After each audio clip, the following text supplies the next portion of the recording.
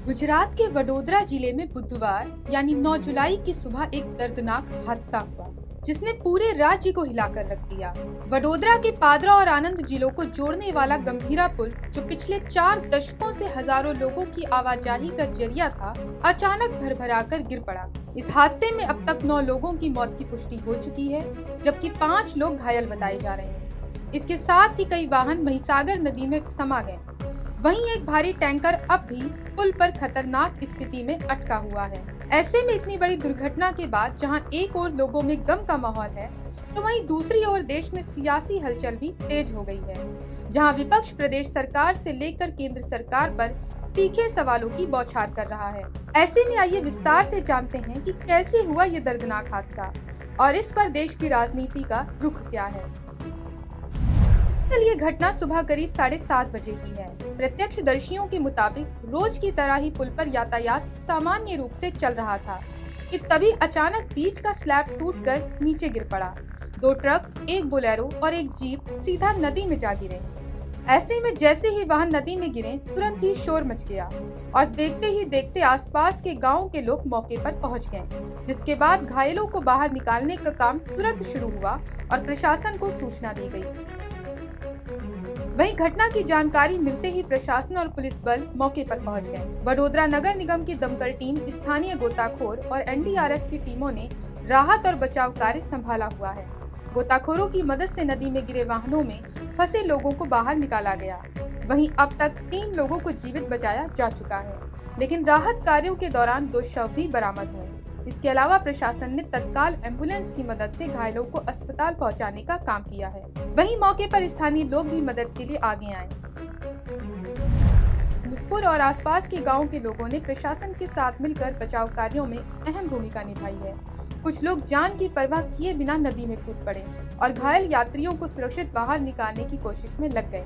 ग्रामीणों का आरोप है कि पुल की हालत काफी समय से खराब थी, लेकिन बार बार शिकायत करने के बावजूद प्रशासन ने आंख मूंद रखी थी। उनका आरोप है कि यह हादसा अचानक नहीं हुआ, बल्कि एक लापरवाही का नतीजा है, जिसकी कीमत 9 जानों को चुकानी पड़ी।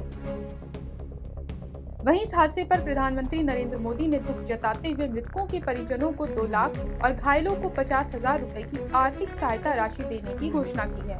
वहीं मुख्यमंत्री भूपेंद्र पटेल ने घटना की पूरी जांच के आदेश देते हुए कहा कि वडोदरा कलेक्टर को सभी राहत कार्यों की निगरानी का निर्देश दिया गया है। इसके साथ ही मुख्यमंत्री ने तकनीकी विशेषज्ञों की टीम को मौके पर भेजा है, जो पुल के ढहने के कारणों की जांच कर रही है।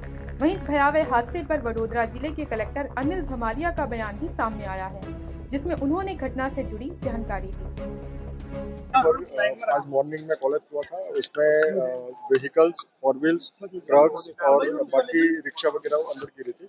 रेस्क्यू ऑपरेशन सुबह से शुरू कर दिया है। लोकल स्विमर्स ने तुरंत काम किया था, बोट्स वहां पर आ गई थी, साथ ही साथ तुरंत ही नगर पालिका की टीम आ गई थी। VMC, emergency response centre, NDRF की टीम और बाकी प्रशासन और पुलिस की टीम यहाँ पर तैनात है। रेस्क्यू की यहाँ पर कार्यवाही ऑनगोइंग है और जल्द से जल्द वो कार्यवाही तुरंत खत्म की जाएगी। खास करके अभी ह्यूमन लॉस मिनिमाइज हो उस दिशा में कोशिश कर रहे हैं। अभी ज्यादातर बॉडीज हमने बाहर निकाली है। अभी भी वहां पर जो ट्रक्स और एक पिकअप वन है उसको बाहर निकालने की कोशिश कर रहे हैं। ट्रक को बाहर निकालने में थोड़ी दिक्कत हो रही है, इसीलिए हम मैकेनिकल फोर्स का भी यूटिलाइजेशन कर सकते हैं। तो अभी वो प्रोसेस अभी चल रही है। वहीं इस पुल हादसे को लेकर विपक्षी पार्टी कांग्रेस ने सोशल मीडिया के जरिए हादसे पर दुख जताने के साथ साथ गुजरात सरकार को कटघरे में खड़ा किया है। पार्टी ने कहा कि ये घटना गुजरात मॉडल की हकीकत को उजागर करती है। कांग्रेस ने सवाल उठाया कि बार बार चेतावनी मिलने के बावजूद पुल की मरम्मत क्यों नहीं की गई और किस स्तर पर लापरवाही हुई है। वहीं कांग्रेस की ओर से संसद सदस्य शक्ति सिंह गोहिल ने इस घटना का जिक्र करते हुए भूपेंद्र सरकार पर तीखा हमला किया है, साथ ही बीजेपी पर भी जमकर निशाना साधा है। इसी ब्रिज के बेरिंग बदले रिनोवेशन हुआ, फिर तुरंत ब्रिज क्यों गिरा?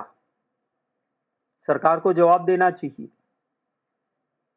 मोरबी के ब्रिज से लेके गुजरात में अभी इस कुछ महीनों में काफी ऐसी घटनाएं घटी है और इनके लिए जिम्मेवार भाजपा के भ्रष्टाचार है।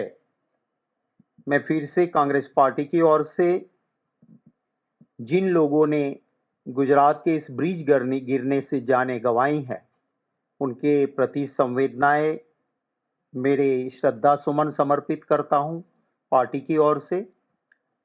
और जो अस्पताल में भर्ती है वो जल्दी से स्वस्थ हो, ऐसी मैं प्रार्थना करता हूं। इसके साथ ही राहुल गांधी और कांग्रेस अध्यक्ष मल्लिकार्जुन खड़गे ने भी अपने सोशल मीडिया हैंडल पर इस दर्दनाक हादसे पर दुख जताया है। गौरतलब है कि कुछ महीनों पहले गुजरात के मोरबी में भी एक ऐसा ही दुखद हादसा हुआ था, जहां अब गंभीरा पुल हादसे ने फिर से गुजरात के मोरबी में हुए पुल दुर्घटना की यादें ताजा कर दी हैं।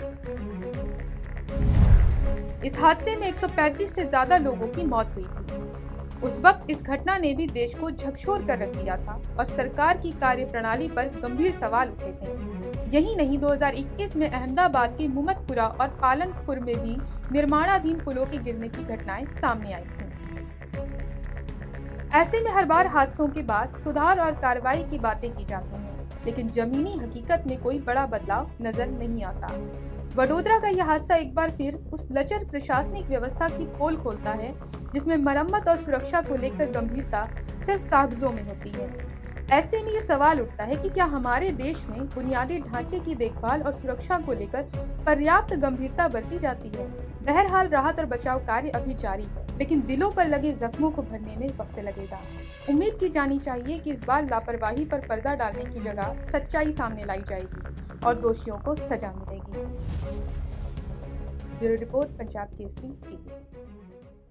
हमसे जुड़े रहने के लिए हमारे YouTube चैनल को सब्सक्राइब करें और नई वीडियो की नोटिफिकेशन के लिए बेल आइकॉन को दबाएं।